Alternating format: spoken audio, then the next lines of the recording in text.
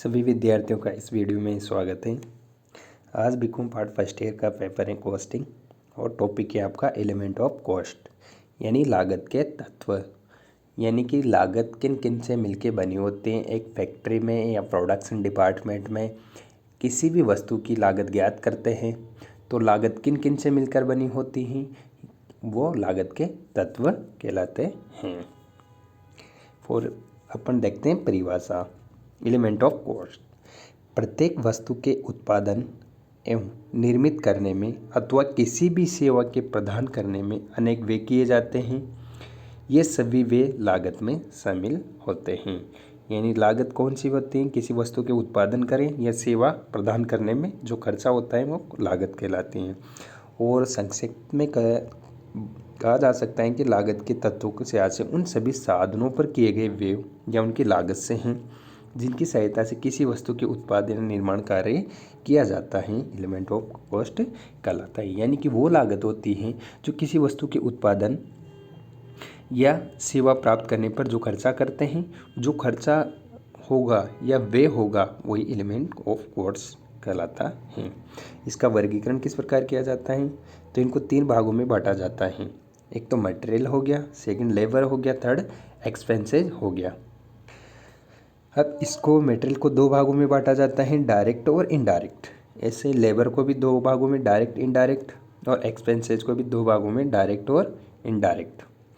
Indirect को 4 भागों में बांटा जाता है जिसको अपन ओवरहेड या ऊपरी व्यय कहा जाता है। प्रोडक्शन ओवरहेड, एडमिनिस्ट्रेशन ओवरहेड और सेल्स ओवरहेड और डिस्ट्रीब्यूशन ओवरहेड। इसको अपन विस्तार से आगे देखते हैं। परिभाषा के रूप में देखें तो फर्स्ट में आपका मटेरियल था, फिर लेबर था और फिर अदर एक्सपेंसेस था जिसको अपन सामग्री, श्रम और अन्य व्यय के रूप में बोला जाता है।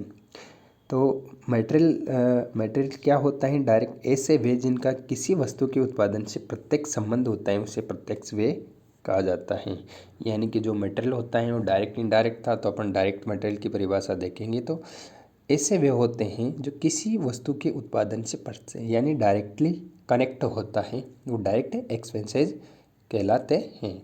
इनडायरेक्ट एक्सपेंसेस कौन से व्यय होंगे?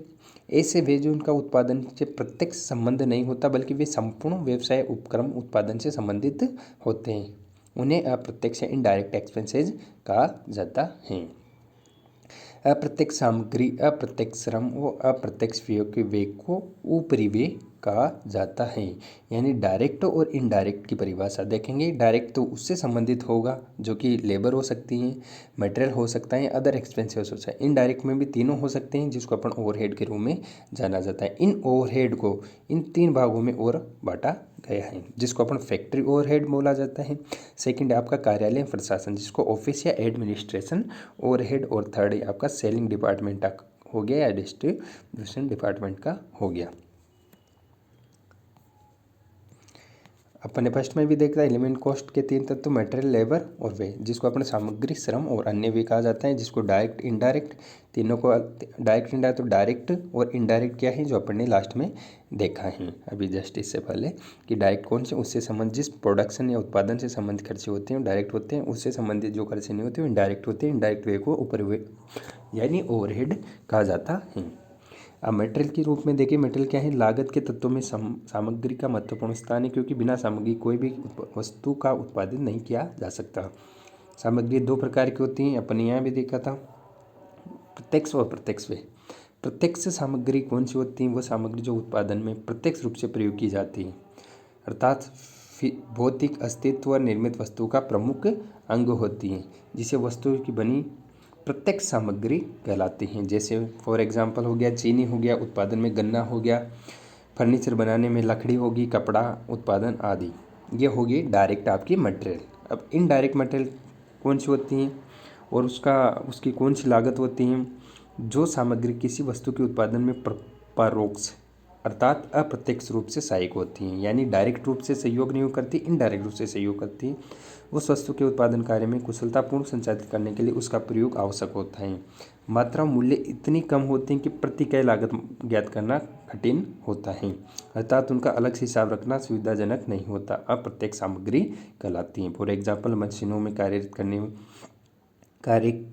रखने के लिए आवश्यक तेल, मशीनों की सफाई, यानी एक मशीन में काम कर रहे हैं तो उनकी ऑयल वगैरह, ग्रीस वगैरह के जो खर्चा हो गया वो डायरेक्ट इनडायरेक्ट मटेरियल के रूप में माना जाएगा।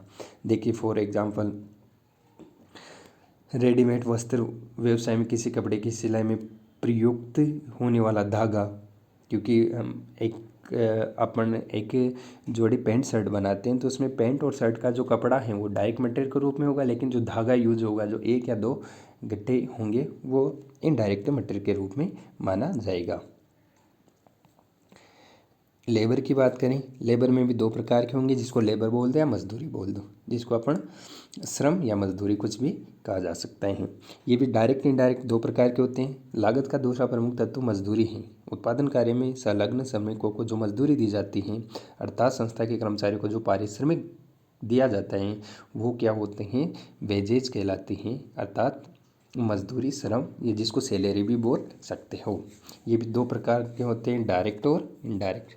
डायरेक्ट वेजेज क्या होते हैं, किसी वस्तु के उत्पादन, निर्माण एवं रूप परिवर्तन में प्रत्यक्ष रूप से किए गए मजदूरी व्यय को प्रत्यक्ष श्रम कहा जाता है।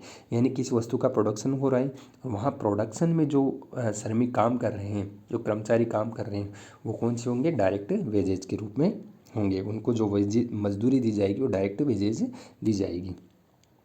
जिसका सफलतापूर्ण किसी विशेष कार्य उत्पादन विशेष के साथ संबंध किया जाता है। श्रम मजदूरी प्रत्यक्ष रूप से श्रम प्रत्यक्ष मजदूरी के नाम से जाना जाता है। फर्नीचर बनाने के लिए बढ़ई को दी गई मजदूरी और कारखाने में मशीन पर कार्य करने वाले मजदूरों को दी गई मजदूरी, ये होते हैं डायरेक्ट वेजेज। इस फैक्ट्री वेजेज, इसका दूसरा नाम फैक्ट्री वेजेज कहा जा सकता है, प्रोडक्शन वेजेज कहा जा सकता है, फैक्ट्री वेजेज, परिचालन मजदूरी, ऑपरेटिव वेजेज भी कहा जाता है। इनडायरेक्ट वेजेज की बात करें, ऐसे श्रमिक जो उत्पादन कार्य में प्रत्यक्ष रूप से भाग नहीं लेते, परंतु उत्पादन क्रिया के संचालन रूप में सहयोग और उत्पादन क्रिया को निरीक्षण अथवा उत्पादन क्रिया में प्रयुक्त मशीनों के अनुरक्षण का कार्य करते हैं। उन्हें दी जाने वाली मजदूरी क्या कहलाती है, इनडायरेक्ट या अप्रत्यक्ष मजदूरी कहलाती हैं। फॉर एग्जाम्पल, फोरमैन या कार्य निरीक्षण श्रम, मशीनों पर मरम्मत करने वाले कर्मचारी, कारखानों पर चौकीदार। यानी कि चौकीदार जो गेट में रहेगा वो प्रत्यक्ष रूप से काम नहीं कर रहा उसमें, तो वो इनडायरेक्ट वेजेज जो श्रमिक को दी जाएगी वेजेज, वो क्या कहलाएगी, इनडायरेक्ट वेजेज कहलाएगी। ऐसे ही अपन लास्ट में देखते हैं एक्सपेंडिचर। एक्सपेंडिचर जिसको वे सामग्री और श्रम के अलावा जो वे होते हैं वो एक्सपेंसेस कहलाते हैं। इनके अतिरिक्त इनको भी डायरेक्ट इनडायरेक्ट दो भागों में बांटा गया है। डायरेक्ट वेजेज, अब डायरेक्ट एक्सपेंसेस कौन कौन से एक्सपेंसेस होते हैं वो अपन इसमें देखेंगे। तो डायरेक्ट जो एक्सपेंसेस होते हैं वो एक्सपेंसेस ऐसे वे जो किसी विशेष कार्य, विशेष निर्माण कार्य से संबंधित होते हैं, प्रत्यक्ष व्यय कहलाते हैं, जिनको अपन डायरेक्ट चार्जेबल यानी प्रत्यक्ष प्रभारित व्यय चार्जेबल एक्सपेंसेस कहलाते हैं। जैसे भूपति को दिया गया अधिकार, यानी जिसको अपन रॉयल्टी बोलते हैं। जैसे ए ने बी को कोई कार्य करने के लिए एक वर्ष तक दे दिया तो होता है रॉयल्टी। जैसे खान वगैरह दे दी या books they the, right they दिया उसको, तो रॉयल्टी होगी। तो ये अगर रॉयल्टी लग रही है तो वो ऐसी कॉस्ट को डायरेक्ट एक्सपेंसेस कहा जाता है।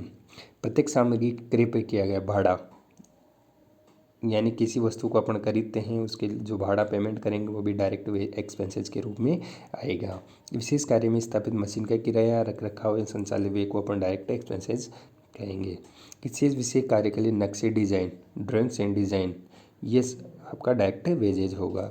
किसी विशेष कार्य ठेके से संबंध, शिल्पकार, इंजीनियर एवं सर्वेक्षण का शुल्क।